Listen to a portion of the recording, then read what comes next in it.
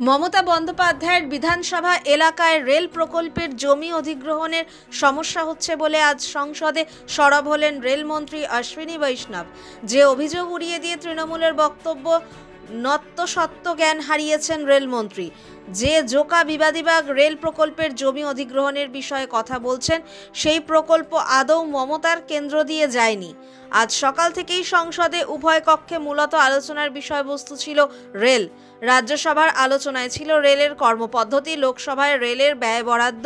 আলোচনা চলে অনেক রাত পর্যন্ত। রাজ্যসভায় রেলের কর্মপদ্ধতি নিয়ে কথা হলেও রেলমন্ত্রী নিজের জবাবে বারংবার তা গুলিয়ে ফেলে রেল বাজেট বলে মন্তব্য করেন বলে দাবি তৃণমূল নেতৃত্বের। এ নিয়ে চেয়ারম্যানের কাছে আপত্তি জানান তৃণমূলের রাজ্যসভার দলনেতা ডেরেক ওব্রায়েন, কিন্তু চেয়ারম্যান তাতে কর্ণপাত না করায় রাজ্যসভা থেকে ওয়াকআউট করেন তৃণমূল সাংসদেরা। পরে ডেরেক জানান, বিতর্কের শেষে তিনি ফের বিষয়গুলি রাজ্যসভায় উত্থাপন করেছেন। সংসদের আপত্তি তোলার অধিকার যে রয়েছে তা মেনে নেয় সরকার। পাশাপাশি রেলমন্ত্রী যেসব স্থানে রেল বাজেট বলে মন্তব্য করেছেন তা সংশোধন করে দেওয়ারও আশ্বাস দেওয়া হয়।